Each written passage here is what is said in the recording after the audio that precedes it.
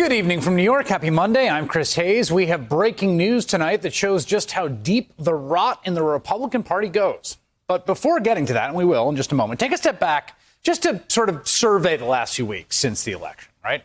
The most charitable thing someone could say about the bulk of the institutional Republican Party at the national level in the wake of the election that Donald Trump lost is that they're just kind of ignoring and pretending that Donald Trump is not having a total meltdown and attempting to torch American democracy.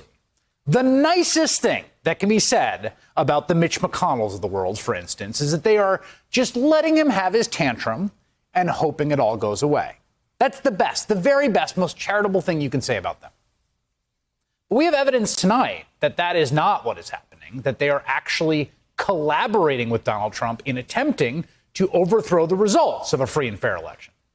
Because today, Georgia's Republican Secretary of State, Brad Raffensperger, told the Washington Post he has come under increasing pressure from Republicans, including Senator Lindsey Graham, to throw away legal ballots.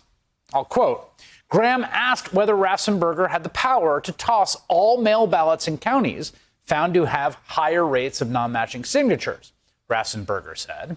Raffensperger said he was stunned that Graham appeared to suggest that he find a way to toss legally cast ballots.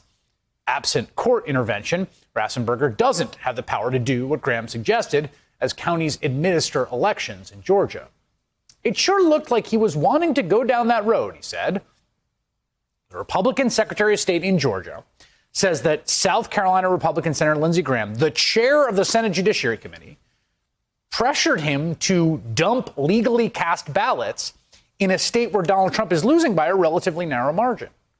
Now, Graham told a Wall Street Journal reporter tonight, quote, that's ridiculous. What I'm trying to find out was, how do you verify signatures from mail-in ballots in these states? I thought it was a good conversation. I'm surprised to hear him characterize it that way. Okay, but what on earth was the senator from South Carolina and the chair of the Judiciary Committee doing talking to a state election official in Georgia amidst a presidential recount?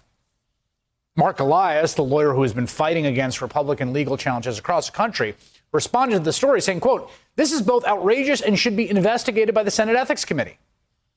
Now, as you'll remember, on election night, it did look like President Trump was winning in Georgia, though the New York Times Needle predicted otherwise late in the night.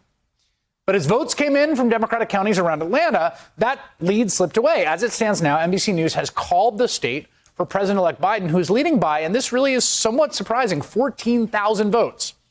And the state's two incumbent senators are both headed to a runoff election on January 5th.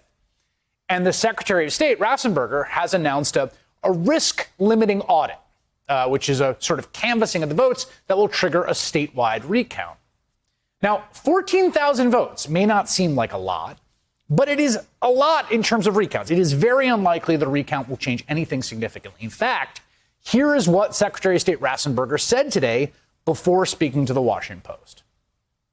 When people are out there making bold-faced lies, you just have to call it out with facts. So we're basically fact-bombing them with the truth. The lieutenant governor of your state said today that there have been no examples that he's seen of systemic fraud or improprieties, and that it certainly appears that Joe Biden is the president-elect. Do you agree with him? Yes, I believe the lieutenant governor is correct in that statement. Wow. I mean, look, you see the little bit of fear in his eyes when he takes a deep breath to say, like, the obvious truth that we all know.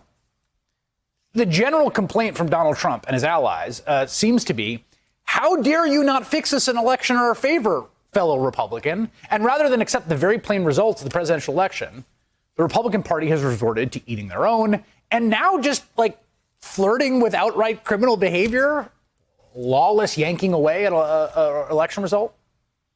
One thing that's become more and more clear in the 2 weeks since Election Day is this isn't like an indulging Trump thing.